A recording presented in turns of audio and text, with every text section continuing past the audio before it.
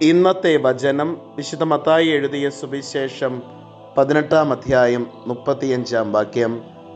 നിങ്ങൾ സഹോദരനോട് ഹൃദയപൂർവ്വം ക്ഷമിക്കുന്നില്ലെങ്കിൽ എൻ്റെ സ്വർഗസ്ഥനായ പിതാവ് നിങ്ങളോടും ഇതുപോലെ തന്നെ പ്രവർത്തിക്കും.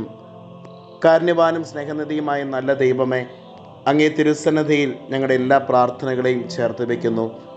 ഞങ്ങളുടെ സഹോദരങ്ങളോട് ആത്മാർത്ഥമായിട്ട് ക്ഷമിക്കുവാനായിട്ട്, അവരുടെ തെറ്റുകൾക്ക് പൊറുതി കൊടുക്കുവാനും ഞങ്ങളുടെ തെറ്റുകൾക്ക് മാപ്പപേക്ഷിക്കുവാനും കൃപയും അനുഗ്രഹവും ഞങ്ങൾക്ക് നൽകണമേ.